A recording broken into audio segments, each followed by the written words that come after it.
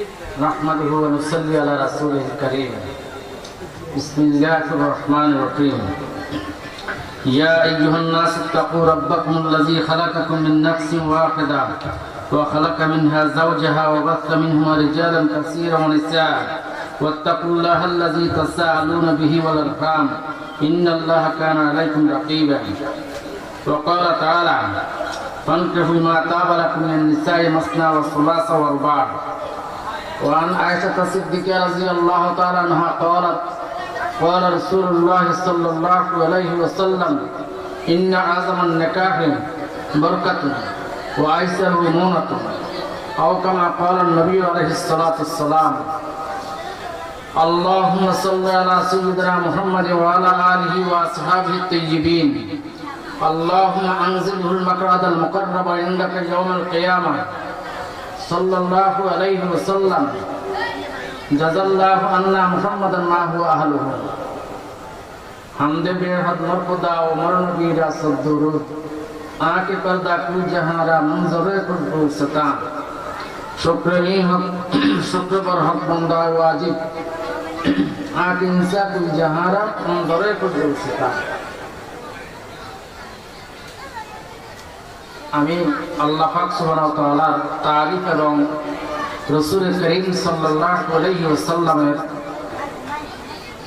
উপর কয়েক মর্তবা দুরূদ শরীফের পাঠ করে সূরা নিসা প্রথম অংশ প্রথম আয়াত তেলাওয়াত করেছি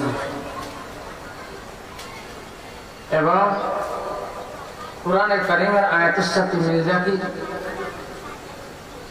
বাইহাকি শরীফ থেকে একখানা হাদিস তেলাওয়াত করেছি আল্লাহ পাক সুবহানাহু ওয়া তাআলা আমাকে তেলাওয়াতকৃত আয়াত তেলাওয়াতকৃত হাদিসের উপর আলোচনা করার যদি তৌফিক দান করেন তবে কিছু কথা বলতে পারবো এই সারাত বজুরে বাজুয়ে রিজ তানা বখশ খোদায়ে বখশনদান মানুষের গায়ের বলে কোনো কিছু করতে পারে না যতক্ষণ পর্যন্ত আল্লাহ পাক সুবহানাহু ওয়া তাআলা মানুষের গায়ের মধ্যে শক্তি দান না করেন তো কায়ে মকদ মে ইস্তিয়ে এক কদম যে গায়ে মদদ মে রসদ্দম বদন কোন মানুষ এক কদম দেওয়ার ক্ষমতা নাই যতক্ষণ পর্যন্ত কদমের মধ্যে মালিক যদি রহমত যদি শামিল হাল না হয় এজন্য দোয়া করবেন তেলাওয়াতকৃত আয়াতের উপর কোরআন ও হাদিসের আলোকে কিছু কথাবার্তা বলতে পারি বললে হবে না শুনলে হবে না মনের কান দিলের কান দিয়ে শুনতে হবে আমলের নিয়তে কি করতে হবে আপনার শুনতে হবে এবং বলতে হবে এই জন্য দোয়া করবেন আল্লাহ পাক সুবহানাহু ওয়া তাআলা যেন আমাকে সর্বপ্রথম আমল করার তৌফিক দান করেন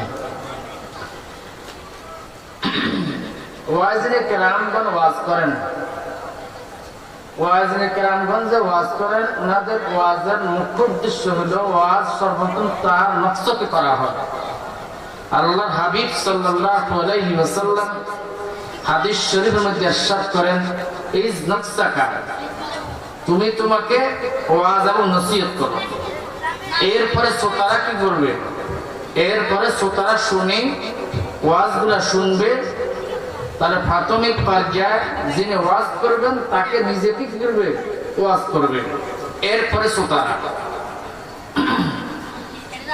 কোরআনে কারীমের সবচেয়ে বড় সূরা সমূহের মধ্যে সূরাতুন নিসা বড় সূরা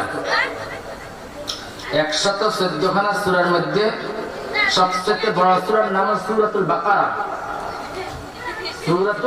বাকারা এরপর হলো সূরাতুল আলে ইমরান 200 আয়াত সূরা বাকারার মধ্যে 286 টা আয়াত সূরা বাকারার মধ্যে সূরা আলে ইমরানের মধ্যে 203 আয়াত আর সূরা নিসার মধ্যে পায় 175 টা আয়াত যাই হোক বড় সূরা সমূহের মধ্যে একখানা সূরার নাম হলো সূরাতুন নিসা নিসা শব্দের অর্থ মহিলা নিসা শব্দের অর্থ কি মহিলা তাহলে বুঝা যায় আল্লাহ পাক সুবহানাহু ওয়া তাআলা মহিলা জাতিকে সম্মান দিয়েছেন মহিলা জাতিকে ইজ্জত দিয়েছেন এজন্য তাদের নামে একখানা সূরা বরাদ্দ করেছে কোরআনে কারীমের 114 খানা সূরার মধ্যে সূরাতুর রিজাল কোন নামক সূরা নাই।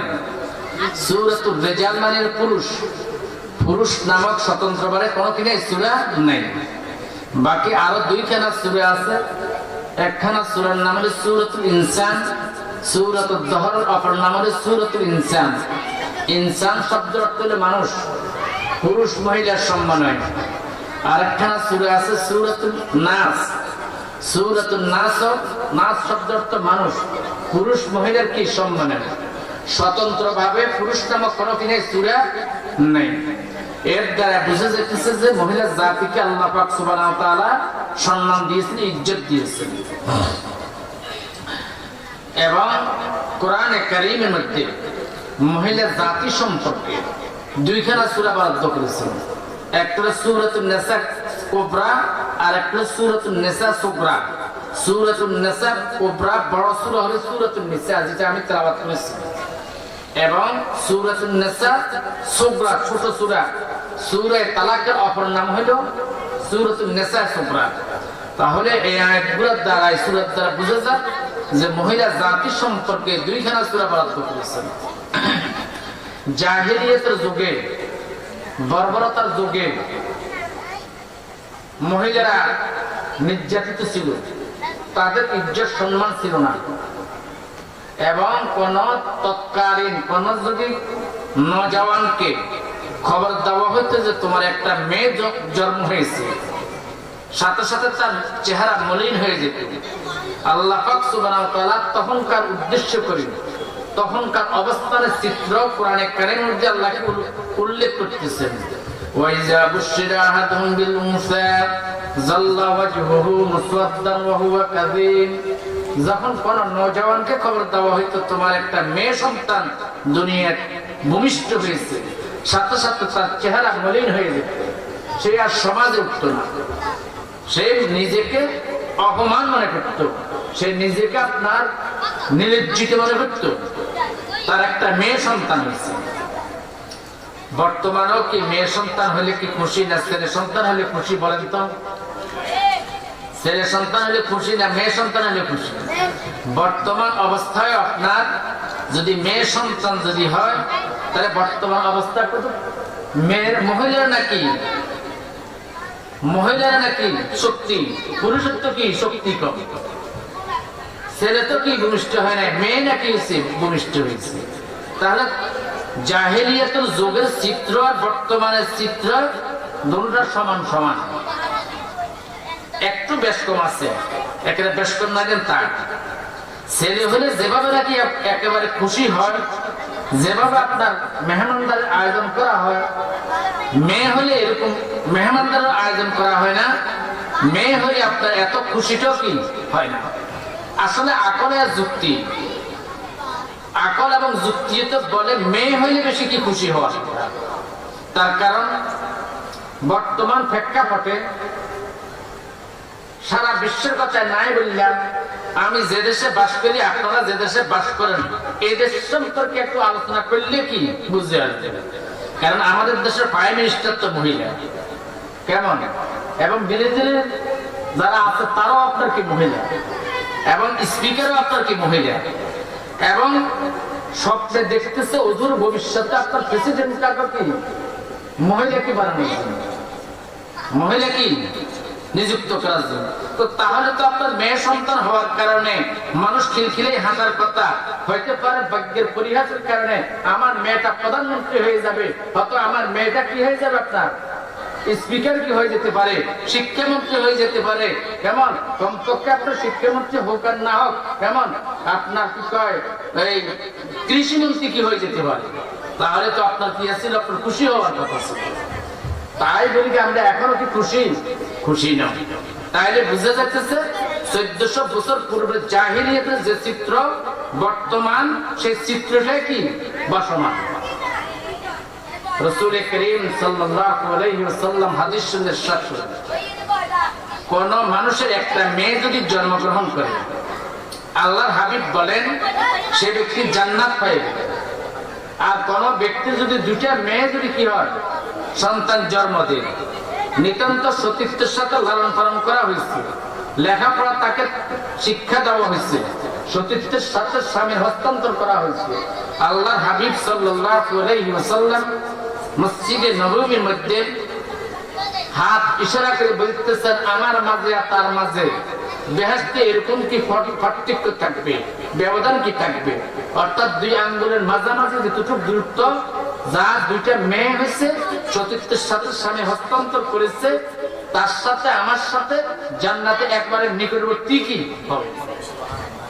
তা আল্লাহ রাসূল সাল্লাল্লাহু আলাইহি ওয়াসাল্লাম মেয়ের পক্ষে তো কি বলছেন, জান্নাতে তো কি থাকে। এখন কি আমরা কি মেয়ে সন্তান হলে কি খুশি? খুশি না।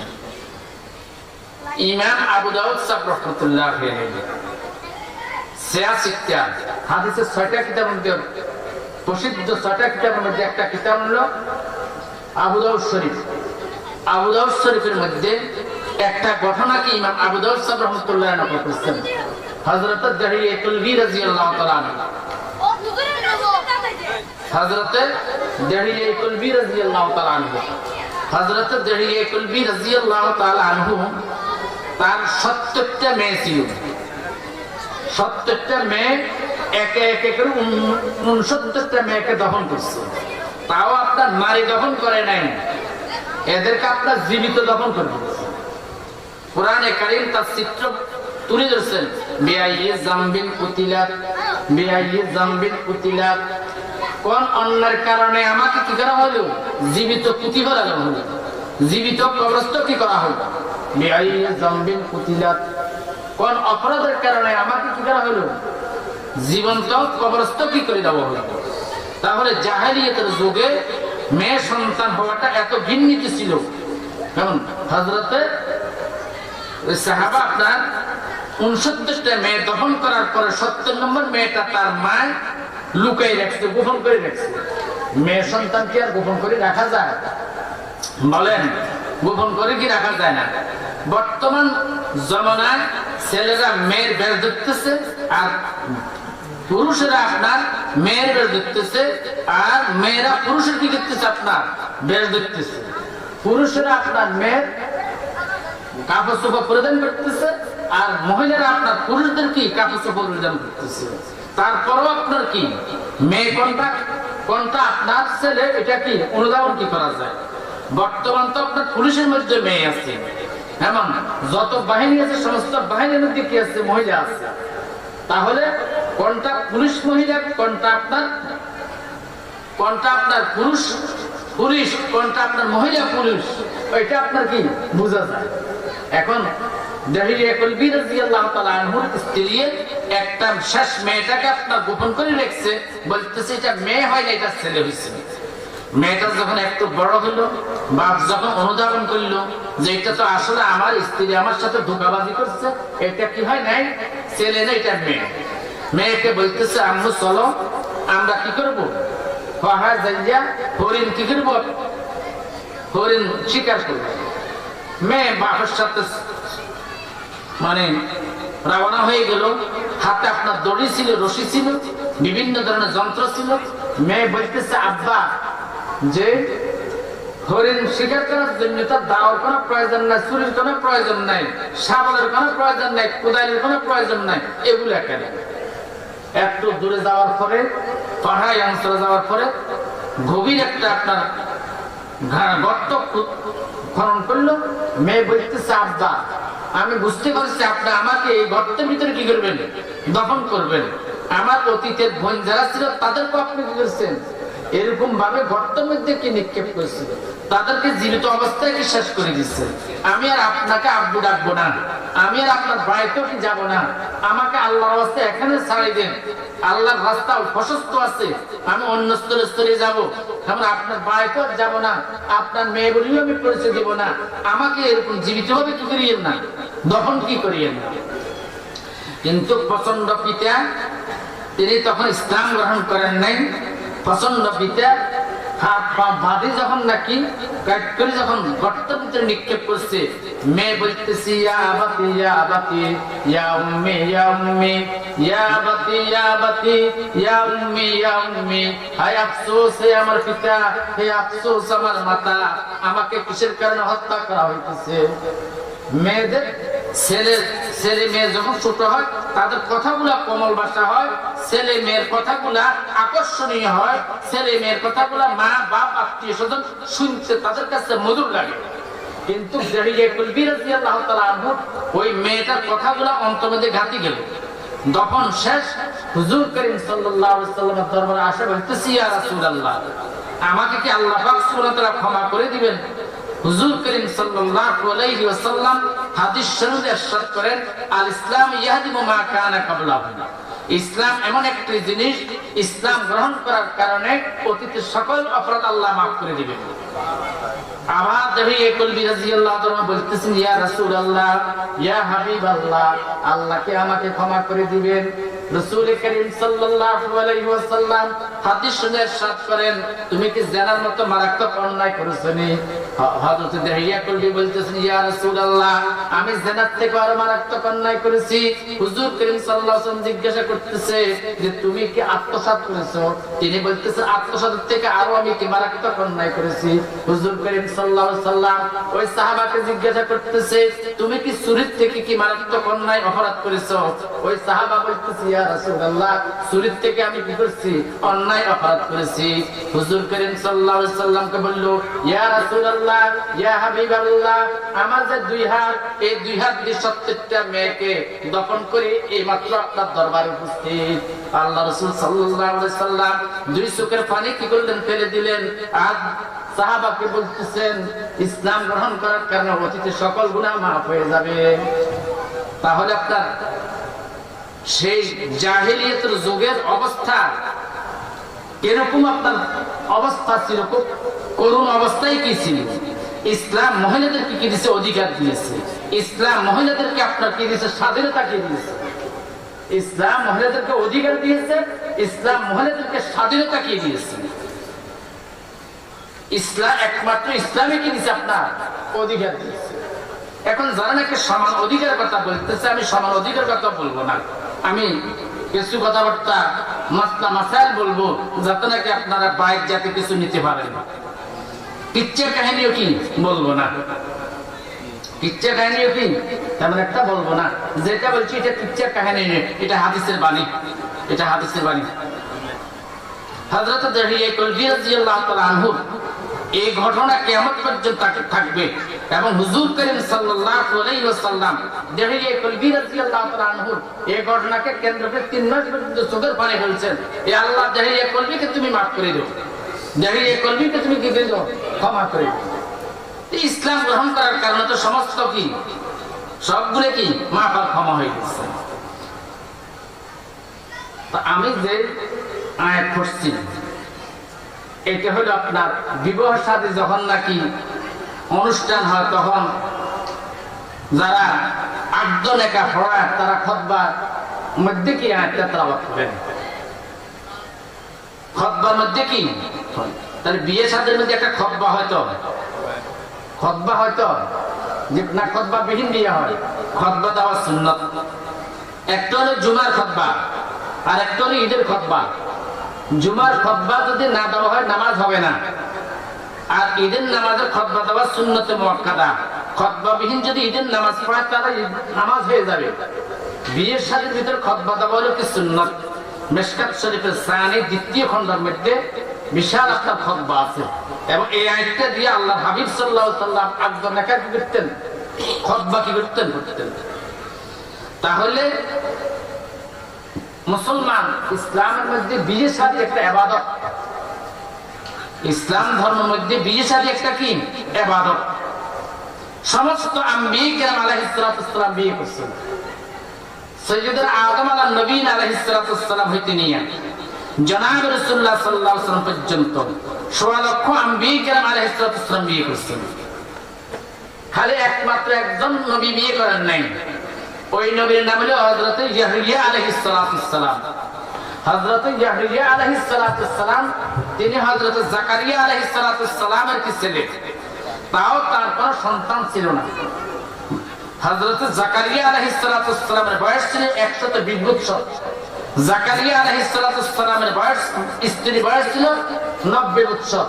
আল্লাহ পাক সুবহানাহু ওয়া তাআলা 120 বছরের পুরুষের থেকে 120 বছরের পুরুষের মাধ্যমে 90 বছর মহিলার মধ্যে হযরত ইয়াহইয়া আলাইহিস সালাম কি করেছেন, দান করেছেন, তাও আপনার দোয়ার কারণে। এখন লম্বা ঘটনা আছে, লম্বা ঘটনা আছে সূরা আলে ইমরানের মধ্যে। আর সকল নবী কি করেছেন, বিয়ে করেছেন। আপনারা কেউ প্রশ্ন করতে পারেন হযরতে ঈসা নবীনা আলাইহিস সালাতু সালাম বিয়ে করেন নাই, ঠিক আছে, হযরত সাইয়্যিদনা ঈসা নবীনা আলাইহিস সালাম বিয়ে করেন নাই। আহলে সুন্নাত ওয়াল জামাতের আকীদা, তিনি 33 বছর বয়সে আসমান উত্তোলন, আল্লাহ আসমান উঠে নিয়ে গেছেন। ওয়ামা কাতালুহু ওয়ামা সালাবুহু ওয়ালাকিন শুব্বিয়া লাহুম, তাকে হত্যা করা হয় নাই, ছুরিতে জড়ানো হয় নাই, বাল রাফাহুল্লাহ, আল্লাহ পাক সুবহানাহু ওয়া তাআলা আসমান উত্তোলন করে নিয়েছেন। কিয়ামতের পূর্ব মুহূর্তে ইমাম মাহদী আলাইহিস সালাতু সালাম যখন আগমন ঘটবে, কিয়ামতের পূর্ব মুহূর্তে তিনি কি করবেন, বাইতুল মসজিদে ইয়েমেনের মসজিদের মধ্যে ছাদের মধ্যে কি আসবেন, ওখান থেকে তিনি নামবেন, নামার পরে তিনি 40 বছর কি করবেন, দুনিয়া থাকবেন, বিয়ে শাদী করবেন, উনি ইন্তেকাল করবে, ওনার কবরটার জায়গা এখনো কি বরাদ্দ, হুজুর করিম সাল্লাল্লাহু আলাইহি ওয়াসাল্লামের রওজা আথারের মধ্যে একটা কবরের জায়গা এখনো বাকি আছে। তাহলে আহলে সুন্নাত ওয়াল জামাতের আকীদা, ঈসা আলাইহিস সালাতু সালাম এখনো জীবিত আছেন কোথায়, চতুর্থ আসমানে। তিনি দুনিয়াতে আসার পর বিয়ে শাদী করবেন, এমনকি হাদিসের মধ্যে আলোকে আমরা জানতে পারছি যে তার সন্তানাদিও কি হবে, এবং তখনকার সারা পৃথিবীর মধ্যে ইসলামী হুকুমত হবে, সারা পৃথিবীর মধ্যে কি হবে, আপনার ইসলামী হুকুমত হবে। যাই হোক, তারা সমস্ত আম্বিয়া কেরাম আলাইহিস সালাতু সালাম বিয়ে করছেন। বিয়ে করাটা কখনো ফরজ হয়, কখনো ওয়াজিব হয়, কখনো সুন্নত মুআক্কাদা হয়, কখনো বিয়ে করাটা কি হারাম হয়। এমন বিয়ে কখনো আপনার ফরজ হয়, আমি বিয়ের 4 প্রকার বলছি, কখনো আপনার বিয়ে ফরজ হয়, আর কখনো ওয়াজিব হয়, কখনো বিয়ে করাটা সুন্নত মুআক্কাদা হয়, আর কখনো বিয়ে করাটা কি হারাম হয়। বিয়ে হারাম কখন, দাম্পত্য জীবনের উপরে যদি অসম্ভব হয়, দাম্পত্য জীবনের উপরে যদি সে কি মানে ব্যর্থ হয়, তখন বিয়ে করাকে হারাম। আর দাম্পত্য জীবনের উপর ব্যর্থ না, সে দাম্পত্য জীবনের উপর কি আছে, আপনার অবস্থান আছে, স্ত্রীকে খাওয়া দাওয়া দেওয়ার মতো সে অবস্থান কি আছে, এবং তার শরীরে কাঠামো কি সবকিছু দিয়েছে ঠিক আছে, এবং সে খারাপ কাজের মধ্যে পড়ে যাবার কোনো কি নেই, সম্ভাবনাও কি নেই, জেনা পতিত হওয়ারও কি নেই সম্ভাবনা, তখন ওই ব্যক্তি বিয়ে করা হলে কি সুন্নতে মুআক্কাদা। আর যদি আপনার খারাপ কাজের মধ্যে পতিত হওয়ার সম্ভাবনা আছে, কিন্তু বিয়ে করার মতো সে এবিলিটি নেই, অবস্থান কি নেই, তখন আল্লাহর হাবিব বলেন যে আলাইকা বিসসাওম, সে রোজা রাখবে। যতদিন পর্যন্ত সচ্ছলতা আসে ততদিন পর্যন্ত কি হবে, আপনার রোজা রাখবে। আর সচ্ছলতা আছে, কারণ স্বাস্থ্যগত কি আছে আপনার ঠিক আছে, কিন্তু খারাপ কাজের মধ্যে পতিত হওয়ার কিছু সম্ভাবনা আছে, তখন বিয়ে করা হলো কি ফরজ, তখন বিয়ে করা কি ফরজ। যাই হোক, বিয়ে একটা ইবাদত, বিয়ে করা কি ইবাদত। হুজুর করিম সাল্লাল্লাহু আলাইহি ওয়াসাল্লাম হাদিসের মধ্যে ইরশাদ করেন, স্বামী স্ত্রী বসে বসে যদি গল্প গুজব করে, আল্লাহর হাবিব বলেন সেটা নফল ইবাদতে কি পরিণত হবে। কথা বুঝে আসছে? স্বামী স্ত্রী যদি কি আপনার গল্প গুজব করে, কেমন অহেতুক গল্প আর গুজব নয়, স্বামী স্ত্রীর মধ্যে যে ভালোবাসা, প্রেম প্রীতি ভালোবাসা আছে, ওই আলোকে যদি আলোচনা করে, সেটা আপনি কি হবে, আপনার ইবাদতে কি পরিণত হবে। এই জন্য ইমাম শাফিঈ সাহেব রাহমাতুল্লাহি আলাইহি তিনি বলেন বিয়ে করা উত্তম না আপনার ইবাদত করা উত্তম। ইমাম শাফিঈ সাহেব রাহমাতুল্লাহি আলাইহি মাসলাক আর মত হলো বিয়ে না করে ইবাদত করা উত্তম। আমি বলি থাকি, ছাত্রদেরকে বলি থাকি যে ইমাম শাফিঈ সাহেব রাহমাতুল্লাহি আলাইহি আপনি কি করছেন, বিয়ে করেছেন, একটা করেন না, দুইটা করেন নাই, কমপক্ষে আপনি 3টা বিয়ে করেছেন, তার মধ্যে তো একটা বিবাহ করেছেন একেবারে বুড়ি, একেবারে বুড়ো বয়সে কি করছেন, তিনি বিবাহ করছেন। আর আমাদের ইমামে আজম আবু হানিফা সাহেব রাহমাতুল্লাহি আলাইহির মত বিয়ে করলে, বিয়ে মানে নফল ইবাদত থেকে বিয়ে হলো কি উত্তম। এই জন্য হাদিস শরীফের মধ্যে আল্লাহ হাবিব বলেন স্বামী স্ত্রী গল্প গুজব করলে সেটাও কি আপনার ইবাদত। এখন প্রেম প্রীতি যেটা আছে আপনার অবৈধভাবে, ওইটা কিন্তু নাজায়েজ, ওইটা কিন্তু হারাম। চাই তো মোবাইলে হোক, চাই তো চিঠির মাধ্যমে হোক, যেভাবে হোক ওইটা কি হারাম। কারণ কেউ যদি প্রশ্ন করে যে হযরতে ইউসুফ আলাইহিস সালাম প্রেম প্রীতি করছেন জুলেখা আলাইহিস সালাম, এই কথাটা যদি কেউ বলে এটা একজন নবীর উপর তুহমত দেওয়া হইল, একজন জলিল কদর পয়গম্বর উপর কি করা হলো, তুহমত কি দেওয়া হইল। হযরতে ইউসুফ আলাইহিস সালাম প্রেমে আক্রান্ত হন নাই, সূরা ইউসুফের মধ্যে তার পুরো বিবরণী দেওয়া হয়েছে।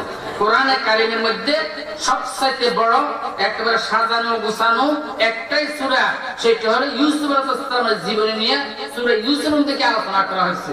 আর অন্য কোন নবী সম্পর্কে, অন্য কোন বিশেষ সম্পর্কে এককভাবে একই সূরার মধ্যে কি করেন নাই, আলোচনা করেন নাই।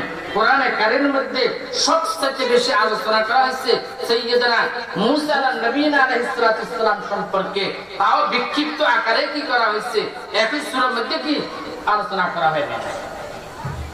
যাই হোক, আমি এখন ইউসুফের ঘটনা বলবো না। তো বিয়ে শাদীর মধ্যে সর্বপ্রথম কাজ কি, ছেলে মেয়ে দেখবে, মেয়ে ছেলে দেখবে। ছেলে কি করবে আপনার, মেয়ে দেখবে, মেয়ে কি করবে আপনার, ছেলে দেখবে। এখন বর্তমান অবস্থান কি, ছেলে কি মেয়ে দেখতেছে না ছেলের ভাই মেয়ে দেখতেছে বলেন? ছেলের মেয়ে, ছেলের ভাই কি করতেছে, আপনার মেয়ে দেখতেছে। অথবা বাবা কি করতেছে, আপনার মেয়ে দেখতেছে। অথবা ছেলের দুলা ভাই কি করতেছে, আপনার শালার জন্য মেয়ে কি করতেছে, আপনার দেখতেছে। এখন এইটা কি আপনার জায়েজ হবে বলেন? এটা তো কি নাই, জায়েজ নাই। এখন মহিলা জাতি তো আপনার সম্মানিত, ফ্যাক্টরি মাল যতই ভালো হয় তখন তার মালটা বেশি কি হয়, আপনার প্রচার হয়। একটা বিস্কিটের দোকান যদি দেওয়া হয়, একটা বিস্কিটের যদি আপনার ফ্যাক্টরি খোলা হয়, আর ফ্যাক্টরির মালিক যদি আপনার ভালো উপাদান দিয়ে যদি কি করে বিস্কিট যদি কি করে তৈরি করা হয়, তখন তো তার দোকানের মধ্যে কি আপনার বিল বাড়ি যাবে, যে সবসময় তার থেকে কি খরিদ করবে, কারণ কি তার মালগুলো কি ভালো।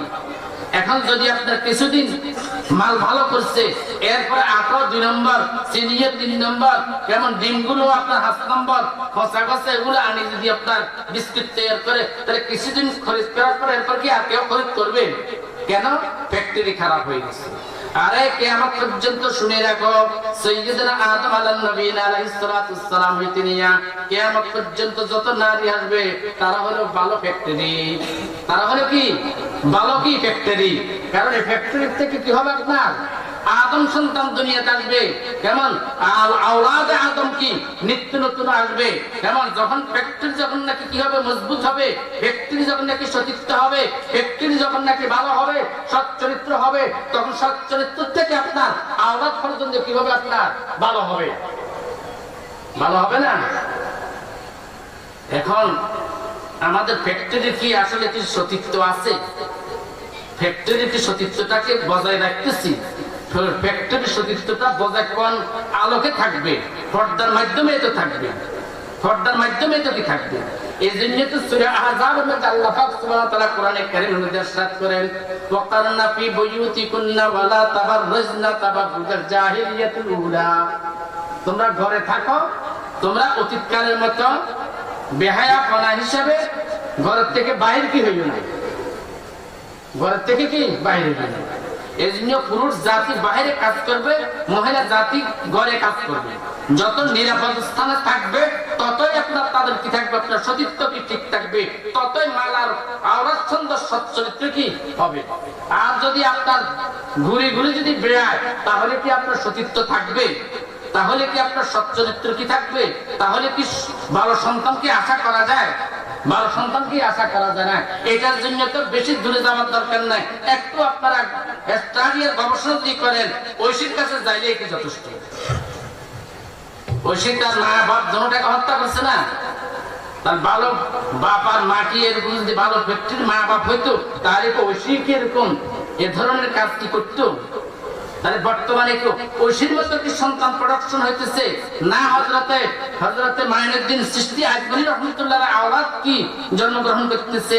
হযরতে বড় পীর সাহেব আব্দুল কাদের জিলানী সাহেব রহমাতুল্লাহ মত আপনার সন্তান দুনিয়াতে আসতেছে, নাকি শাহুল্লাহ মুহাদ্দিস দেহলভী সাহেব রহমাতুল্লাহ মত সন্তান দুনিয়ায় আসতেছে, নাকি আপনার হাফিজ হুজুরের মতো দুনিয়ার সন্তান আসতেছে, নাকি মুফতি আমিনের মতো আপনার সন্তান আসতেছে, নাকি আপনার হযরতে শেখুল ইসলাম আল্লামা আহমদ শফি সাহেব রহমাতুল্লাহের মতো সন্তান আসতেছে, হাফিজ জুনায়েদ সাহেবের মতো সন্তান আসতেছে, বা কি কয় মুফতি আব্দুল সালাম সাহেবের মতো কি সন্তান আসতেছে? বলেন তো, দুনিয়াতে যেগুলো কি এখন আসতেছে সবগুলো তো আপনার কি খারাপ সন্তানই কে আসতেছে। অনেক সময় আপনার ফ্যামিলিগত বলে থাকে যে সন্তান তুমি যে জায়গায় যাইতেছো আর তোমার মুখ যাত্রাকে আমি না দেখি, এ ধরনের কথাবার্তায় তো কি বলিয়ে থাকে। আরে মা বাপ কখনো কি সন্তানকে বদদোয়া দেয়? মাতা পিতা কখনো কি সন্তানকে বদদোয়া দেওয়া জায়েজ আছে? মাতা পিতা কখনো সন্তানকে বদদোয়া দেওয়া কিনা জায়েজ নাই। কিন্তু মাতা পিতা যদি সন্তানের উপর একেবারে মানে এমন পর্যায়ে পৌঁছে গেছে আর বদদোয়া ছাড়া কোনো উপায় কি নাই। কেন? বদচরিত্র হওয়ার কারণে। মা বাপ বদচরিত্র হওয়ার কারণে, তাদের ফ্যাক্টরি খারাপ হওয়ার কারণে সন্তানও আপনার কি খারাপ হয়ে গেছে। তাহলে কি আমরা ভবিষ্যতে যারা নাকি বিয়ে করে ফেলেছি, যারা ভবিষ্যতে বিয়ে করব, কেমন কারা আপনার মেয়ে দেখবে বলেন? ছেলে মেয়ে দেখবে না ছেলের বন্ধু বান্ধব আত্মীয় স্বজন তারা মেয়ে দেখবে বলেন? ছেলে কি করবে আপনার? মেয়ে দেখবে। ছেলে কি করবে আপনার? মেয়ে দেখবে। 2 নম্বর, যেখানে আত্মীয়তা করবেন একটু হসব নসব বংশ মর্যাদা দেখতে হবে। হসব নসব বংশ ইত্যাদি কি দেখতে হবে। চিটাঙের একটা ভাষা আছে, প্রেমে না মানে জাত পূজা, ফেরে না মানে ফান্তাবাদ। এখন তো প্রেম এমন ভাবে আপনার জোরালো ভাবে হয়েছে, যার মনে যেখানে আছে ওখানে প্রেম করে বসতেছে, ওখানে আপনার প্রেম প্রীতি করতেছে, আত্মহত্যা হইতেছে। অত অনেক জায়গাতে ছেলে মেয়ে একসাথে একই রশি থেকে ঝুলতেছে। কখনো দেখা যাইতেছে আপনার মেয়ে দেখতেছে আপনার ফ্যানের সাথে ঝুলতেছে, কখনো দেখা যাচ্ছে আপনার ছেলে একাই আপনার কি ফ্যানের সাথে কি ঝুলতেছে। এগুলো আপনার ব্যর্থ প্রেমের কারণে কি হইতেছে? সতীত্ব থাকার কারণে হইতেছে না সতীত্ব না থাকার কারণে হইতেছে? সতীত্ব কি নাই। এখন সতীত্ব কোথার থেকে থাকবে? মেয়েটাকে তো দেখতেছে কি কাপুরুষে কি দেখতেছে? হুজুর করিম সাল্লাল্লাহু আলাইহি ওয়াসাল্লাম, নবী করিম সাল্লাল্লাহু আলাইহি ওয়াসাল্লাম 11টা বিয়ে করছেন। কয়টা বিয়ে? 11টা বিয়ে করছেন। উম্মতি বিয়ে করতে পারবে 4টা। আমি আয়াত তেলাওয়াত করছি, ফানকিহু মা তাবা লাকুম মিনান নিসাই মাসনা ওয়া সুলাসা ওয়া রুবা'। বর্তমান উম্মতি কয়টা বিয়ে করতে হবে একসাথে? 4টা। আর নবী কয়টা করছেন? 11টা। এর কারণ অনেক আছে। হুজুর করিম সাল্লাল্লাহু আলাইহি ওয়াসাল্লাম সর্বপ্রথম বিয়ে করতেন হযরত খাদিজাতুল কুবরা রাদিয়াল্লাহু তাআলা আনহাকে। হযরত খাদিজাতুল কুবরা রাদিয়াল্লাহু তাআলা আনহাকে বিয়ে করার পরে ওনার ইন্তেকাল পর্যন্ত আর কোনো বিয়ে করেন নাই। ওনার ইন্তেকালের পরে আরো 10টা বিয়ে করছেন। তার মধ্যে হযরত আয়েশা সিদ্দিকা রাদিয়াল্লাহু আনহাকে বিয়ে করছেন। হুজুর করিম সাল্লাল্লাহু আলাইহি ওয়াসাল্লাম আল্লাহর পক্ষ থেকে পয়গাম পাইছেন যে হযরত আয়েশাকে কি বিয়ে করার জন্য হুজুর করিম সাল্লাল্লাহু আলাইহি ওয়াসাল্লামকে আল্লাহ পাক সুবহানাহু ওয়া তাআলা আয়েশা সিদ্দিকা রাদিয়াল্লাহু তাআলা আনহার ফটোকে জিবরাইলের মাধ্যমে নবী আলাইহিস সালাতু ওয়াস সালামের সামনে কে দাঁড় করেছিলেন। কথাটা বুঝতে পারছি? তাহলে নবী আলাইহিস সালাম হযরতে আয়েশা সিদ্দিকা রাদিয়াল্লাহু তাআলা আনহাকে কি দেখি কি করছেন? বিয়ে করছেন। এবং হুজুর করিম সাল্লাল্লাহু আলাইহি ওয়াসাল্লাম 11টা বিবির মধ্যে 10টাই বিবি ছিল আপনার কি বিধবা। 10টাই বিবি ছিলেন কি বিধবা ছিলেন, আর একটা বিবি ছিলেন কি অবিবাহিত। সেটা হলো হযরতে আয়েশা সিদ্দিকা রাদিয়াল্লাহু তাআলা আনহা।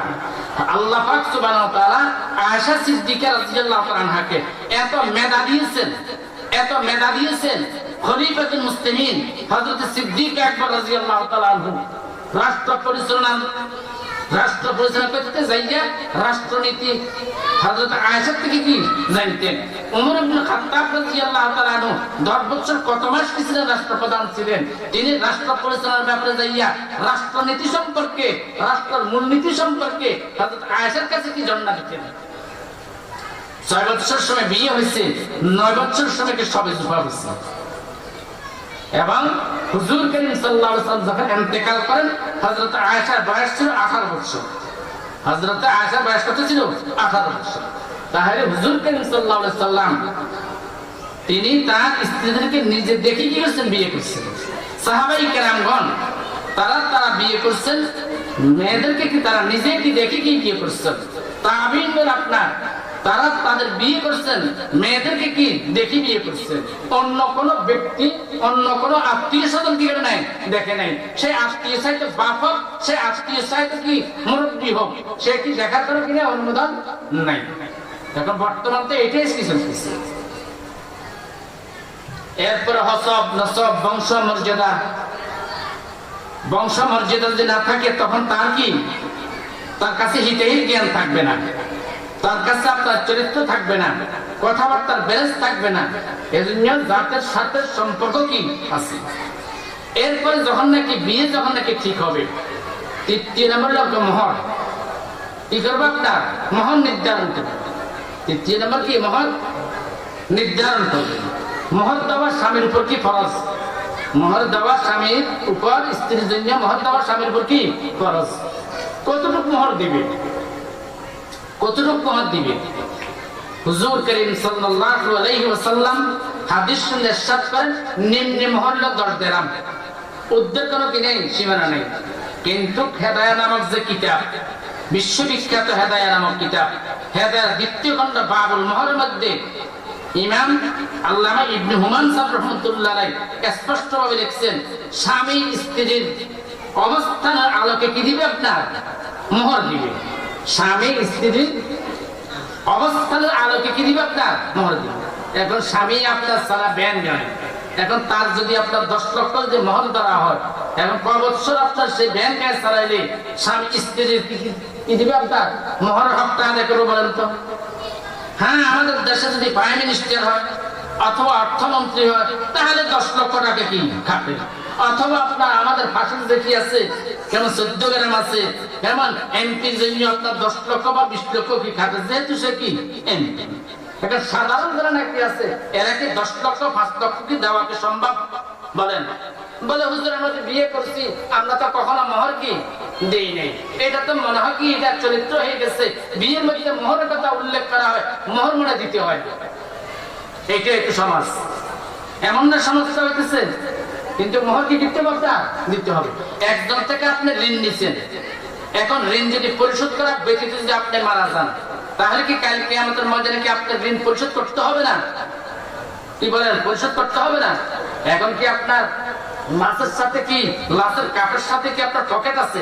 বলেন, লাশের কফনের কাপড়ের সাথে কি পকেট নাই, তাকে কোথা থেকে দিবে? যা যতটুকু সে ঈমান আমল নিয়ে গেছে সেটাই তো কি দিবে। এবং কতটুকু ঈমান আমল নিয়ে আপনার কি কবরে যাইতেছে সেটাও তো আপনার কি একটু কি চিন্তা ভাবনা করার কি প্রয়োজন। তাহলে আমাদের সমাজের মধ্যে তো এটাই হয়ে গেছে যে মোহর নির্ধারণ করলে যথেষ্ট, এটা দেওয়া লাগবে না। অবশ্যই কি দিতে হবে? আপনার দিতে হবে। তার হক কি দিতে হবে? আপনার দিতে হবে।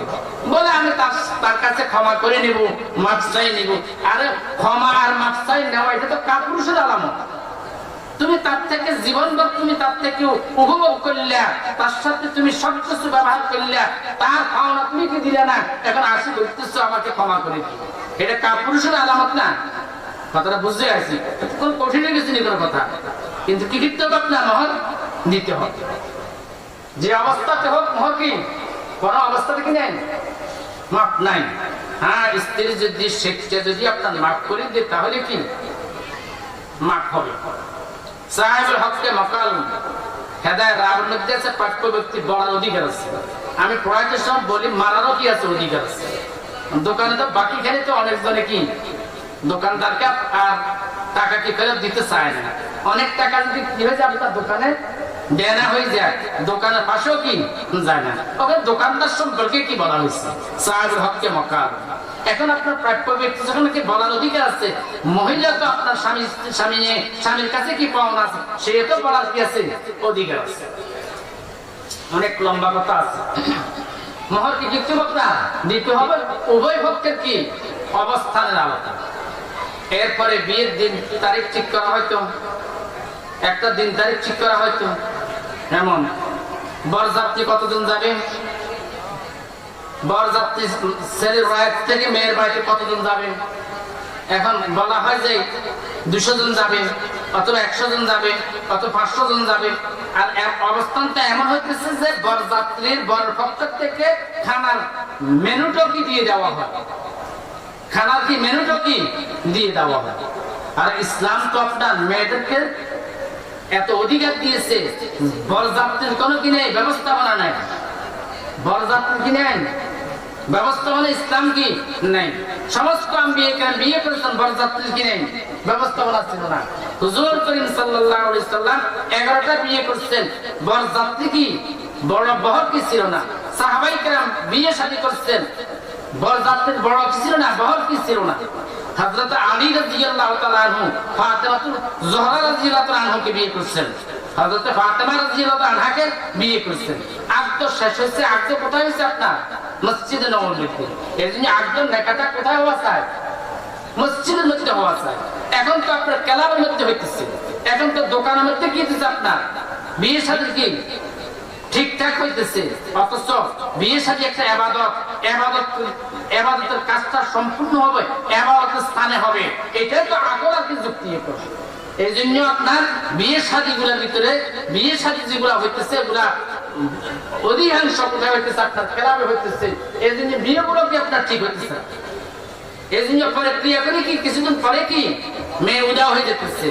একটা সন্তান, 2টা সন্তান হয়েছে, 1-2 সন্তান হওয়ার পরে মেয়ে উদাও, অথবা আপনার একটা মেয়ে অথবা 2টা মেয়ে হওয়ার পরে ছেলে আপনার তাকে মানে পরে ক্রিয়ার কারণে প্রথম স্ত্রীকে কি করে দিচ্ছে, আপনার বাদ দিয়ে দিচ্ছে। এমন চলতেছে না, ছেলে আপনার মেয়েকে কি দিতেছে, আপনার বাদ দিতেছে, মেয়ে ছেলেকে বাদ দিতেছে, স্বামী স্ত্রীকে বাদ দিতেছে, স্ত্রী স্বামীকে বাদ দিতেছে।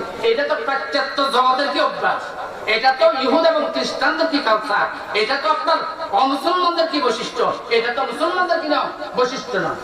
এটা তো জীবজন্তুর বৈশিষ্ট্য, এটা তো হাইওয়ান জানোয়ারের কি বৈশিষ্ট্য, এটা তো আপনার মানব জাতির কি না বৈশিষ্ট্য। একটা কুকুর কি তার নির্ধারিত কি শ্বশুর বাড়ি আছে? বলেন, একটা হনুমান আর বাঁদরের কি নির্ধারিত কি শ্বশুর বাড়ি আছে? তার মামা শ্বশুর বাড়ি আছে, তার খালা শ্বশুরের বাড়ি আছে, একথা কি কেউ বলতে পারবে? কি বলেন? এই জন্য ইহুদ এবং খ্রিস্টান তারা বিয়ে শাদী বলতেছে, কেমন আমার দেহ আমার সিদ্ধান্ত, ছেলে মেয়ে যার সাথে মনে চায় তার সাথে কি করবে, আপনার মনটা কি করবে, আপনি দিয়ে দিবে। এখানে বাধ্যবাধকতার করার কোনো কি নেই, কারো কি নেই, ক্ষমতা নাই। ও পাশ্চাত্য জগৎ, ইহুদ এবং খ্রিস্টান, তোমার চরিত্রের মধ্যে আর কুকুরের চরিত্রের মধ্যে কোনো রকমের কি নেই, বেশ কম কি নেই, এটাই তো করতেছে। এবং ইহুদ এবং খ্রিস্টানদের চরিত্র এমন, ইহুদ এবং খ্রিস্টানদের চরিত্র এমন যে মেয়ে বলে আপনার 18 বছর আগে বালেগ হয় না, ছেলে বলে আপনার 20 বছর আগে কি হয় না, বালেগ হয় না। 18 বছর আগে কিন্তু আপনার বিয়ের আগে সন্তান হয়ে গেল, 18 বছর আগে কি বিয়ের আগে সন্তান হয়ে গেল, এখনো সে কি নাবালেগ। হুজুর করিম সাল্লাল্লাহু আলাইহি সাল্লামকে আল্লাহ পাক সুবহানাহু ওয়া তাআলা হযরত আয়েশা সিদ্দিকা রাদিয়াল্লাহু আনহাকে বিয়ে দিয়া একতা কিয়ামত পর্যন্ত প্রমাণ করে দিলেন মেয়ের সর্বনিম্ন বালেগ হয় কি 9 বছর। এজন্য হুজুর করিম সাল্লাল্লাহু আলাইহি সাল্লাম হাদিসের মধ্যে ইরশাদ করেন, ছেলে মেয়ের বয়স যখন নাকি 7 বছর হয়ে যায় তাদের কি করো, খাবগাকে পরিবর্তন করে দাও। ছেলে মেয়ে একসাথে থাকতে পারবে না, মেয়ে থাকবে মায়ের সাথে আর ছেলে থাকবে বাপের সাথে, তাও একই কি লেখাত করে থাকবে না, একই আপনার কি বিস্তার মধ্যে কি একসাথে কি থাকবে। এখন 7 বছরের কথা কেন বলা হইল? এদের আপনার খাবগা, এদের ঘুমানোর জায়গাটাকে আলোকিত কেন বলা হলো? সমস্ত ফুকায়ে কেরাম, মুহাদ্দিসিনে কেরাম দেখেন 7 বছর বয়সে তখন তাদের ভিতরে আপনার কিছুটা কি আসি যায়, যৌন তরঙ্গ কি আসি যায়। তাহলে এখন কি ঘটতেছে সারা দুনিয়া, কি ঘটতেছে সারা পৃথিবীটা? জুলুমেও কি জুলুমের উপর বাড়তেছে সারা পৃথিবীটা। আপনার জেনা কি জেনার উপর কি বাড়তেছে।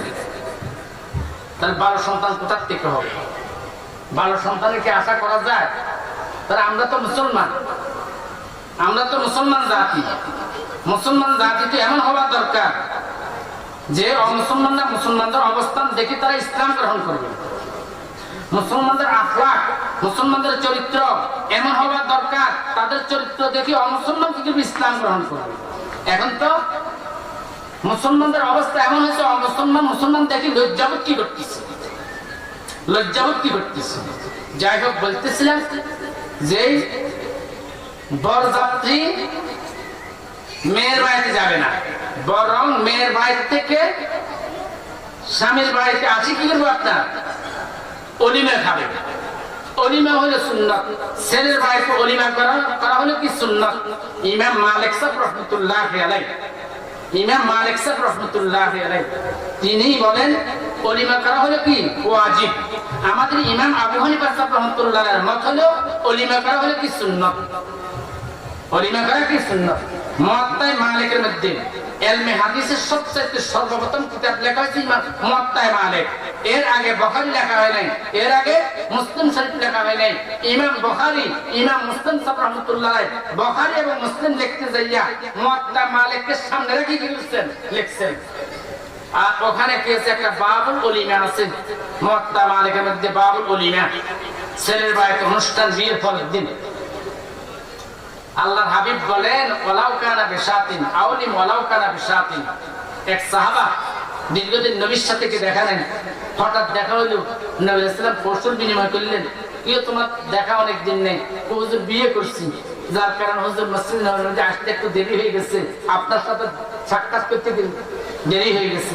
নবী সাল্লাল্লাহু বলেন ওলিমা করছো?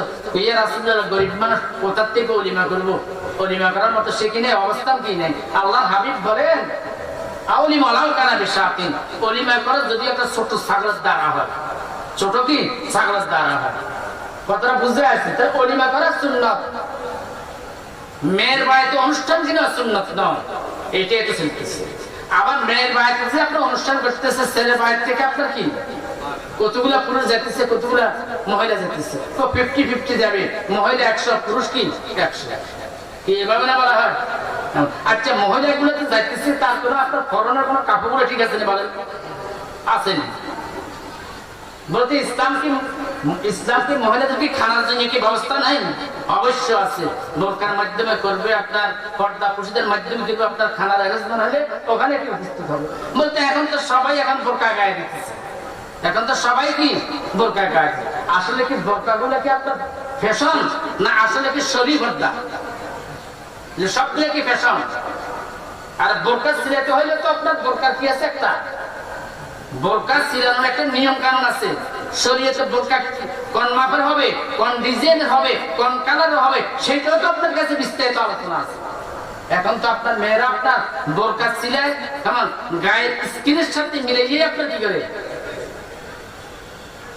এটা মেন গাঠি তো কি করে আপনার বোরকা পরিধান করে।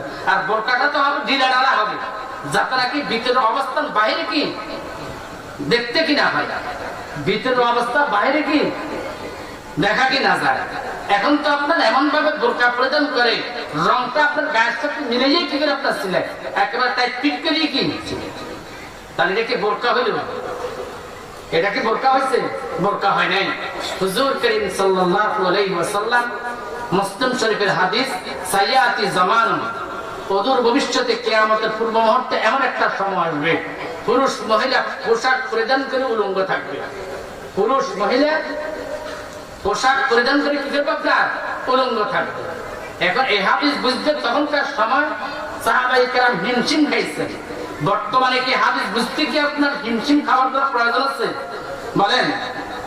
এখন যদি আপনার রাত্রে 9টা বাজে যদি আপনার ঘর থেকে বাইর হন, তাহলে অনেক ছেলে আপনার দেখবেন কি রাস্তার পাশে হাফ প্যান্ট পরিধান করে করতেছে, আপনার মোবাইল কি করতেছে, আপনার টিভি করতেছে, মোবাইল কি করতেছে, আপনার টিভি করতেছে। হয়তো আপনার যুবক ছেলেরা হয়তো আমাকে এত খারাপ মনে করবে, আমি তাদের সম্পর্কে বলতেছি, এটা বাস্তব আলোকে বলতেছি। পুরুষেরও কি আছে আপনার কতটুকু আপনার ডাকনা দিতে হবে, পুরুষের একটা লেবাসের কি আছে বিস্তারিত আলোচনা আছে। মহিলা কতটুকু আপনার পোশাক পরিধান করবে সেই ব্যাপারেও কি আছে আপনার বিস্তারিত আলোচনা আছে। রাজনীতির মূলনীতির পাঁচটা, রাজনীতির মূলনীতি কটা? পাঁচটা। চাই না আমি রাজনীতি বলতেছি না, রাজনীতির মূলনীতির কটা? পাঁচটা। অন্ন, বস্ত্র, শিক্ষা, চিকিৎসা, বাসস্থান। অন্ন মানে কি? খাদ্য। ফুড মিনিস্টার আছে তো, খাদ্যমন্ত্রী আছে তো, এর কি বস্ত্রমন্ত্রী আছে তো, বলেন না বস্ত্রমন্ত্রী নেই আমাদের দেশে? এখন বস্ত্রমন্ত্রী থেকে আপনি প্রশ্ন করেন আমার দেশের ছেলেদের কতটুকু পোশাক হবে, মেয়েদের কতটুকু পোশাক হবে, বৃদ্ধদের কতটুকু পোশাক হবে, এবং আবালদের কতটুকু হবে, বাচ্চাদের কতটুকু হবে, বয়স্কদের কতটুকু হবে, এই ব্যাপারে কি আপনার বস্ত্রমন্ত্রীর পক্ষ থেকে কি আপনার বিস্তারিত কোনো আলোচনা আছে বলেন না? তো তাহলে বস্ত্রমন্ত্রীর পক্ষ থেকে গেলে আপনার লেন্ডি বিন্ডি যথেষ্ট নেই। আকায়ে নামদার সরকারে দু আলম সাল্লাল্লাহু আলাইহি ওয়াসাল্লাম 1400 বছর পূর্বে বাচ্চারা কতটুকু আপনার লেবাস পোশাক পরিধান করবে, মহিলারা কতটুকু পরিধান করবে, পুরুষ কতটুকু পরিধান করবে, এটা তো 1400 বছর আগে কি বলে দিছি। আর 1400 বছর আগে কেন সাইয়্যিদুনা আদম আলাইহিস সালাম হইতে নিয়া সমস্ত আম্বিয়া কেরাম আলাইহিস সালাম দুই জগতে আসছেন, বয়ান করে গেছেন, বিশ্লেষণ করে গেছেন। আল্লাহ পাক সুবহানাহু ওয়া তাআলা আসমান থেকে দুইটা জিনিস প্রেরণ করেছেন। কয়টা জিনিস? দুইটা জিনিস প্রেরণ করেছেন। একটা রিজালুল্লাহ প্রেরণ করেছেন, আর একটা কিতাবুল্লাহ কি করেছেন? প্রেরণ করেছেন। রিজালুল্লাহ মানে কি? পুরুষ। নবীদেরকে প্রেরণ করেছেন। খালি নবীদেরকে প্রেরণ করে কি করেন নাই, মানে সমাপ্ত করেন নাই, তাদের সাথে সংবিধানও কি করেছেন? প্রেরণ করেছেন। তাদের সাথে কি সংবিধান দিয়ে তাদের কি করা হয়েছে? প্রেরণ করা হয়েছে। তাহলে 16 লক্ষ আম্বিয়া কেরাম আলাইহিস সালামের লেবাস পোশাক কেমন ছিল? 16 লক্ষ আম্বিয়া কেরাম আলাইহিস সালামের আওরাত পর্যন্ত লেবাস পোশাক কেমন ছিল? 16 লক্ষ সাহাবায়ে কেরামের লেবাস পোশাক কেমন ছিল? এদের লেবাস পোশাক তো আমাকে কি করতে হবে? আপনার দেখতে হবে। তাহলে বর্তমানে এবার আসেন ছেলেদের অবস্থা, মেয়েদের কি অবস্থা? আমেরিকার একজনে আমার কাছে ফোন দিল, জিজ্ঞাসা করলাম আমেরিকার ছেলে মেয়েদের পোশাক সম্পর্কে জিজ্ঞাসা করলাম, স্কুল কলেজ ভার্সিটি ইউনিভার্সিটির ছাত্র ছাত্রীদের কি পোশাকের সম্পর্কে আলোচনা করলাম। সে বলতেছে আপাতত মস্তকের মধ্যে পুরো শরীর থেকে আধা গজ কি হবে না। তারা আমার বাংলাদেশের 90% মুসলমানের দেশ, শতকরা 90% মুসলমানের দেশ। এই মুসলমানের দেশের ভিতরে যদি আপনার যদি হাতে গোনা কয়েকজন পাবেন তাদের লেবাস পোশাক গুলো ঠিক আছে, আর না তো সবগুলো কি ইউরোপ কান্ট্রি হইতেছে, আমেরিকা কান্ট্রি হইতেছে। আর তোমাকে তো মেড ইন মদিনা হওয়ার কথা ছিল, মেড ইন নবী হওয়ার কথা ছিল, সাহাবায়ে কেরামের আদর্শ মোতাবেক হওয়ার কথা ছিল, আম্বিয়া কেরামের আদর্শ মোতাবেক হওয়ার কথা ছিল। কোথা থেকে ভালো সন্তান হবে? আপনি মাদার গাছ দিয়েছেন, মন্দার গাছ আনি, এখান থেকে কি আপেল আশা করা যায়?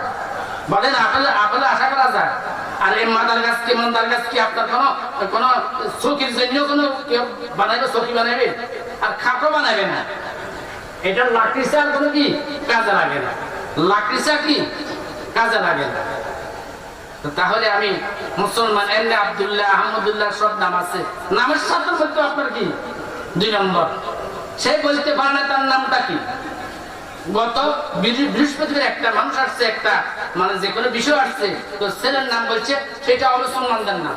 জিজ্ঞাসা করলাম তার তো আসল নাম আছে, আমি তো ভুলে গেছি আসল নামটা। আসলটা নকল হয়ে গেল, নকলটা কি হয়ে গেছে? আপনার আসল হয়ে গেছে।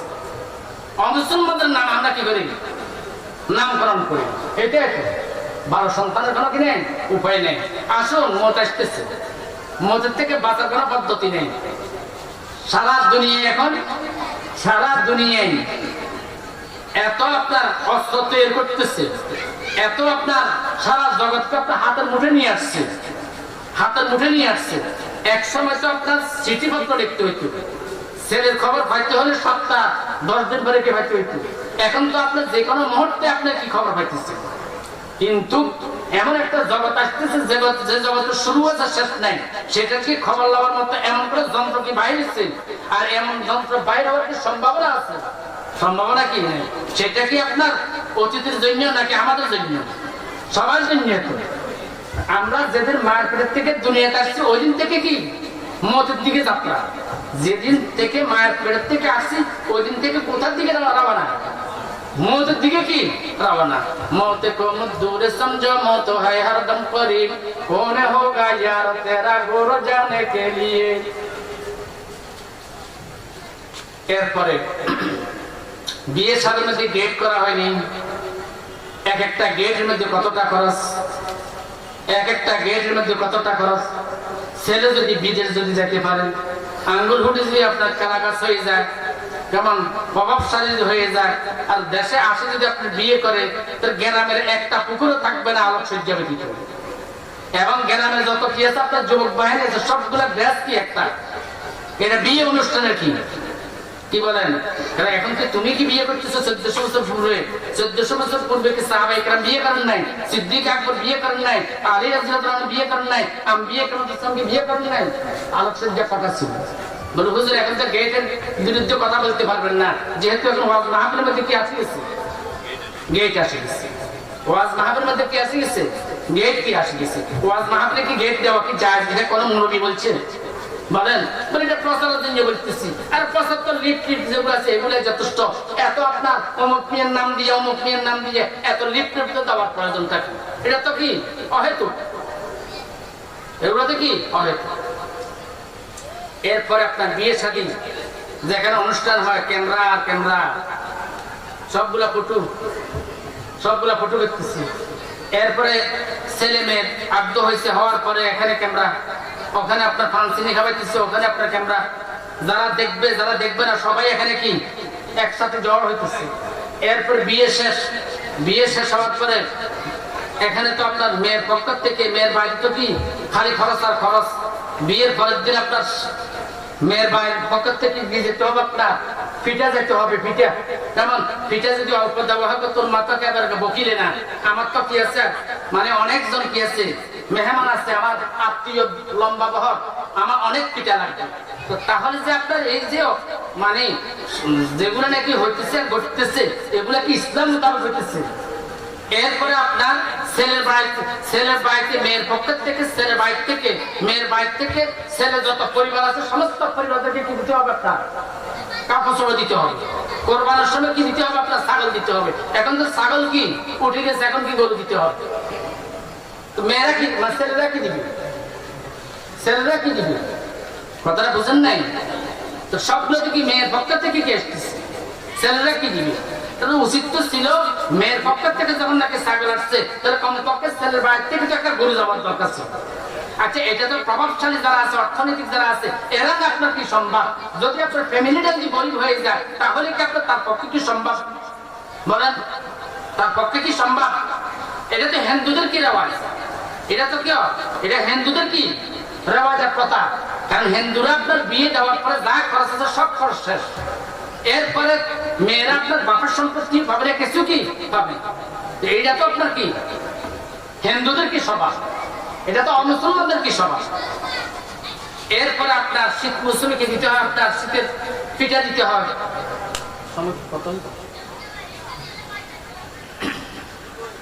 শীত মৌসুমে কি দিতে হয়? আপনার শীতের পিঠা দিতে হয়। কি বলেন, আপনাদের এলাকাতে আসেনি? জি আসেনি। হুজুর করিম সাল্লাল্লাহু আলাইহি ওয়াসাল্লাম শীত মৌসুম পাইছেন না পান নাই? জি না, শীতকালে বাংলাদেশের জন্য কি বলেন?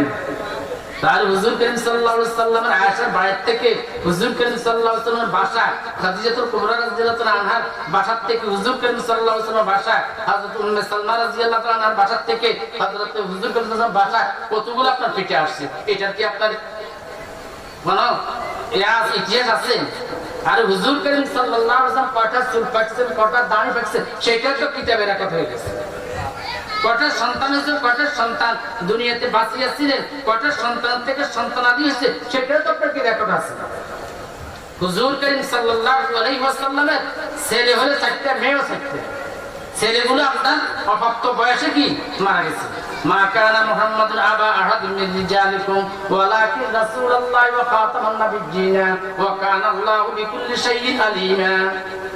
এই আয়াত তো আপনার মিলাদের আয়াত না।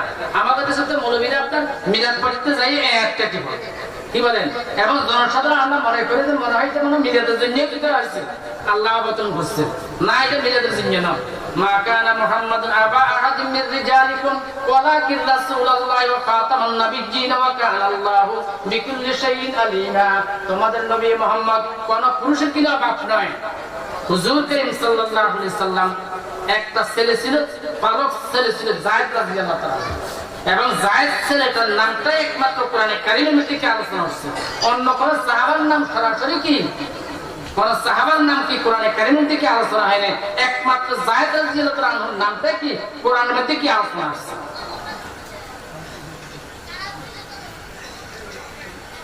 হযরত হুজুর করিম সাল্লাল্লাহু আলাইহি সাল্লামকে যায়েদ মানে মোহাম্মদ মানে যায়েদ ইবনে মুহাম্মদ কি বলা হইতো, যায়েদের পিতা বলে কি ডাকা হইতো।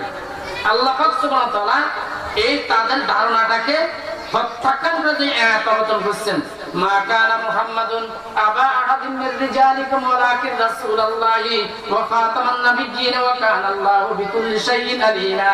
কোন মানুষ ছেলে মেয়ে যদি পালে এটা ছেলে মেয়ে হয় না, ছেলে মেয়ে কি হয় না, তাদের সাথে দেখা দেওয়া কি নাই জায়েজ নাই, তাদের সাথে কথাবার্তা বলা কি নাই জায়েজ নাই। অসুর সন্তান হইতে হয়, এরা মুহররমাতের কি নাও, মুহররমাতে আবাদিয়ার অন্তর্ভুক্ত নয়, এরা ফিলিস্তিন কি না আপনার মুহররম, এদের সাথে দেখা দেওয়া কি নাই জায়েজ নাই। ওই কথাটাকে আল্লাহ পাক সুবহানাহু ওয়া তাআলা জাহিলিয়াতের যুগে ফালক ছেলে ফালক মেয়ে আপন ছেলের মতো হয়ে যেত, ওই কথাটাকে প্রত্যাখ্যান করার জন্য রদ করার জন্য আল্লাহ পাক সুবহানাহু ওয়া তাআলা মা কানা মুহাম্মাদুন আবা আহাদিন মির রিজালিকুম ওয়ালাকিন রাসূলুল্লাহি ওয়া খাতামান নাবিয়্যিন ওয়া কানা আল্লাহু বিকুল্লি শাইইন আলিমা অবতীর্ণ করেছেন। এরপরে বিয়ে শাদীর ভিতরে আপনার এই গায়ে হলুদ আছে, গায়ে হলুদ পুরুষের মেয়ের পক্ষ থেকে আপনার পুরুষ আসি ছেলেকে গোসল দেওয়ানো, আর পুরুষের পক্ষ থেকে ছেলের পক্ষ থেকে আসি মেয়েকে গোসল দেওয়ানো। আয়েশা রাদিয়াল্লাহু আনহাকে কয়জন গোসল দিয়েছেন, হযরত ফাতিমা রাদিয়াল্লাহু আনহাকে কতজন পুরুষ আসি গোসল দিয়েছেন, এটার কোন আপনার লিস্টই আছে? তো তাহলে তাফসীরের বাইরে থেকে আপনার আবাল বিদ্যা বনিতা পুরুষ মহিলা সবগুলা একই রঙের শাড়ি পিন্দিয়ে আসে কি করবো আপনার মেয়েটাকে কি করবো আপনার গোসল করেন, এটা কি কোরবানের গরুর বলদ নাকি? কোরবানের গরুর বলদ আছে না, বাজার নেওয়ার আগে দিয়ে তাকে কি করা হয়, তার গোসল দেওয়া হয়। তার মহিলাটাকে যদি গোসল দিতেছে পুরুষ আসি মহিলা আসি, তার সতীত্ব কোথায়? আর ওই রাত্রের ঘটনাটা বা কি হইতেছে, যেদিন নাকি ছেলেকে গোসল দিতেছে, যে রাত্র নাকি মেয়েটাকে গোসল দিতেছে, ওই রাত্রের ঘটনাগুলো কি হইতেছে? কি বলেন, এগুলো কি বাস্তব না? এগুলো নাজায়েজ না? কি বলবেন আপনারা, বলবেন না? এগুলা কি রাখবেন না পরিহার করবেন? এগুলাকে সমাজের মধ্যে রাখবেন নাকি পরিহার করবেন? পরিহার করতে হবে, বাঁচার কোনো উপায় নেই, মরতেই কি হবে। قل إن الموت الذي تفرون منه فإنه ملاقيكم ثم تردون إلى عالم الغيب والشهادة। মরতেই হবে, মরণ থেকে আপনার ভাগার কোনো কি নেই, কলকারখানা নেই, বাঁচবার কোনো কি নেই, উপায় নেই। আইনামা তাকুনু ইউদরিকুকুমুল মাউত ওয়ালাউ কুনতুম ফি বুরুজিন মুশাইয়্যাদা। পৃথিবীর যে প্রান্তে থাকো না কেন, শিশাডালা প্রাচীর ভিতরে যে থাকো, ওখানে মত কি গ্রাস করবে, মতের থেকে বাঁচতে পারে কি নেই। ওয়াজ মাহফিল কেন দেওয়া হয় বলেন তো?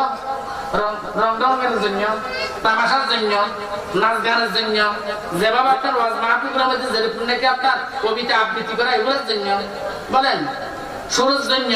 হুজুর আপনার কথাগুলোর মধ্যে এত সত্তর ইত্যাদি নেই, আর আমার মধ্যে সত্তর কোথার থেকে থাকবে? আমি তো আপনার কাছে বক্তা না, আমি তো কিতাবি মানুষ, কিতাব পড়াই, 32 বছর কিতাব পড়াইতেছি, কথা বুঝুন নাই? আমি যদি সজ্জিয়া পড়ানো আরম্ভ করি তাহলে কিতাব কি চলবে বলেন? আমরা তো সুরের ফাঁক আসছি, যখন কিছু নিতেই হবে, আমল করতেই হবে। আমলের উদ্দেশ্যে তো আপনাকে ওয়াজ দেওয়া হয়, মাদ্রাসাগুলো ওয়াজ কেন দেওয়া হয়? পুরা বছর মাদ্রাসা মানুষের দেওয়ার দ্বারা মাদ্রাসা পরিচালনা হয়। মানুষ কিছু দান করে, সে দানের দ্বারা মাদ্রাসা কি পরিচালনা হয়। এই জন্য এক বছরের মাথায় একটা ওয়াজ দেওয়া হয়। জনসাধারণকে আমরা কি দিলাম? সন্তান দিলাম। তাদেরকে কি, তারা সন্তান দিয়েছে, তাদেরকে সুশিক্ষা কি দেওয়া হইতেছে। যারা নাকি সাধারণ পাত্রী গেছে তারা কি পাইল? এই জন্য আপনার বাচ্চাকে একটা ওয়াজ মাহফিল দেওয়া হয়, তাদেরকে একটা একসাথে জড় করাই, একটা দরস এবং তদরিস, একটা ক্লাসের কি ব্যবস্থা করে দেওয়া, একটা মানে মাসলা মাসাইল কি বয়ান করে দেওয়া। কেউ আপনার নামাজ সম্পর্কে বয়ান করবে, কেউ ওযু সম্পর্কে বয়ান করবে, কেউ বিয়ে শাদী সম্পর্কে ওয়াজ করবে, কেউ আপনার রাষ্ট্রনীতি সম্পর্কে আলোচনা করবে, বিভিন্ন বিষয় নিয়ে কিন্তু আপনার আলোচনা করবে। মানুষ এগুলো শ্রবণ করবে, শুনবে এবং শুনি এগুলো আমল কি করবে। এটার জন্য তো আপনার কি দেওয়া হয়, ওয়াজ মাহফিল দেওয়া হয়। এগুলোর জন্য না রং তামাশার জন্য? এখন তো মোবাইল যারা নাকি আপনার চালায়, এরা তো আপনার যেভাবে নাকি ইউটিউবের মধ্যে কি ব্যবহার করা, এগুলো কি জায়েজ আছে?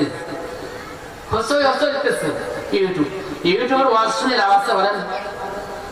আজকাল ওয়াজগুলো কেমন হয়েছে বলতে পারবেন? মাঘ মাসের শীতের মতো। মাঘবার যখন নাকি কনকনে শীত, তখন দূরের থেকে আসি একটু আপনার খেয়াল করে যারা একটু আগুন থেকে আপনার ইয়ানে তো গরম নিত, এরপরে আগুন যখন নাকি নিবি যে আবার শীত আসে যেত, এরকমই তো হইতেছে। ওয়াজ মাহফিল শেষ, রং তামাশা করি শেষ, কোথায় বাড়ায় ফিরছেন তো ওয়াজ দিল, কোথায় ওয়াজ দিল বাড়ায় ফিরছেন। এই জন্য একদল ওয়াজিনে কেরামকে জাহান্নামে দেওয়া হবে, আর একদল যারা শ্রবণকারী তাদেরকে জাহান্নামে দেওয়া হবে। হযরত সাইয়্যিদানা মুসা নবীনা আলাইহিস সালাতুস সালাম জলিল কদর পয়গম্বর তাফসীরে মানে কাদের মধ্যে ঘটনা লিখতেছে, তিনি এক জায়গায় যাচ্ছেন, যাওয়ার পর দেখলো অনেকগুলা মাথা, অনেকগুলো কি মাথা। হযরত মুসা আলাইহিস সালাম সিদ্ধান্ত, এত মাথা কোথা থেকে আসছে, নিশ্চয় এখানে মহামারীর কারণে কি হয়ে গেছে, মানে একসাথে কি মারা গেছে। মুসা আলাইহিস সালামের একটা লাঠি ছিল, লাঠিটা কি করলেন, কানের ডগা ঢুকালেন। যখন কানের ডগা ঢুকাইছে, এক ডগা দিয়ে ঢোকা পরে আরেক ডগা দিয়ে কি বাইরে গেছে, আর কতগুলোর মধ্যে আধা দিয়ে ঢুকছে, আধা দিয়ে কি বাইরে গেছে, আর কতগুলোর মধ্যে একেবারে ঢুকছে, বাইরে হয় নাই।